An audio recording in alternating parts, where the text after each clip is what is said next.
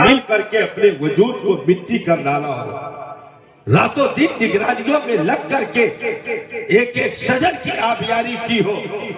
اس باغبان سے پوچھا جائے کہ کیا تجھے اس درختوں پر نقصان اگر پہنچے تو تجھے تکلیف ہوگی، تو کہے گا کہ ہم جان دے دیں گے لیکن ان درختوں پر آنچ نہیں آنے دیں گے، کیونکہ ہم نے راتیں بھی قربان کر رکھی ہے، ہم نے دل بھی قربان کر رکھا ہے۔ تو جس دین کے لیے ماؤں نے اپنی سگی اولادوں کو قربان کروا دیا، جس دین کے لیے باپ نے کھڑے ہو کر کے اپنے نور نظر کو قربان کروا دیا، جس دین کے لیے بہن نے سگا بھائی دے دیا، جس دین کے لیے ایسی ایسی اولادوں کو دے دیا گیا جو کلیل 18 سال کی جوانی لے کر کے میدان میں پہنچی ہوئی تھی، تو ان باغبانوں سے پوچھو کہ اسلام کے لیے تکلیف کیسی ہوتی ہے، درد کیسا ہوتا ہے، پیڑا کیسا ہوتا ہے۔ اس لیے نہ ہم نے تکلیفیں دیکھی، نہ ہم نے قربانیاں دی، نہ ہم نے قربانیوں کے ساتھ کبھی چلنے کی عادتیں ڈالی۔ اس لیے آج ان منہ سے بکواس کرنا بہت آسان ہے، لیکن ان سے پوچھو جو بدر میں صرف کمبل باندھ کر کے کھڑے تھے، ان سے پوچھو کہ اسلام کتنے قیمتی چیز کا نام ہے، ان سے پوچھو جو احد میں 70 لاشوں کو اپنی گود میں اٹھا اٹھا کر کے قبر کے حوالے کر رہے تھے، ان سے پوچھو کہ اسلام کس قیمتی مذہب کا نام ہے، ان سے پوچھو جو خندق میں کھڑے ہو کر کے اپنے جان و مال کی قربانیاں دے رہے تھے،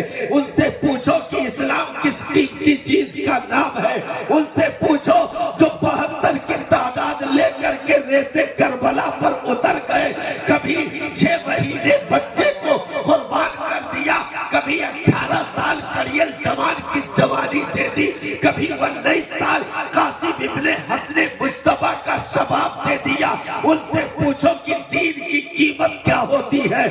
دین کا معاملہ کیا ہوتا ہے۔ ہم تو صاحب پیدا ہوئے کان میں اذان دے دی گئی، ایک کان میں تکبیر کہہ دی گئی اور بتا دیا گیا تو اسلام میں پیدا ہوا ہے، تو مصطفیٰ کا غلام بن کر آیا ہے، تو ہمیں آج درد نہیں ہوتا، ہمیں آج تکلیفیں نہیں ہوتی ہے۔ یاد رکھیں اسلام اپنے ساتھ قربانیوں کو رکھتا ہے اور قیامت تک یہ سلسلہ جاری رہے گا، کیونکہ اسلام ایسے فٹ پاتھ پر چلنے والوں کے لیے نہیں ہے، بلکہ دل کی اتھاہ گہرائیوں میں اتار دینے والے، جگر رکھنے والے عاشقوں کا ساتھی ہے اسلام، محبین کا ساتھی ہے اسلام، دیوانوں کا ساتھی ہے اسلام، محبت کرنے والوں کا ساتھی ہے اسلام۔ رات کی تاریکیوں میں مسلح کو بچھا کر کے موٹے آنسوؤں کے قطرات گرانے والوں کا اسلام ساتھی ہے، پوری رات قیام کر کے پائے مبارک میں ورم آ جائے ایسے کا ساتھی ہے اسلام، پوری رات نوافل میں گزار دے ایسوں کا ساتھی ہے اسلام، جو زندگی میں روزے کو رکھ کر کے ایک ایک قدم پر قرآن کھڑے ہو کر قرآن کی تلاوت کرنے والا جگر جو رکھے ایسوں کا ساتھی ہے اسلام۔ یہ فٹ پاتھ پر تاش کی گڈیوں پیسنے والوں کا ساتھی اسلام نہیں ہے، شراب کے اڈوں پر بیٹھنے والوں کا ساتھی اسلام نہیں ہے،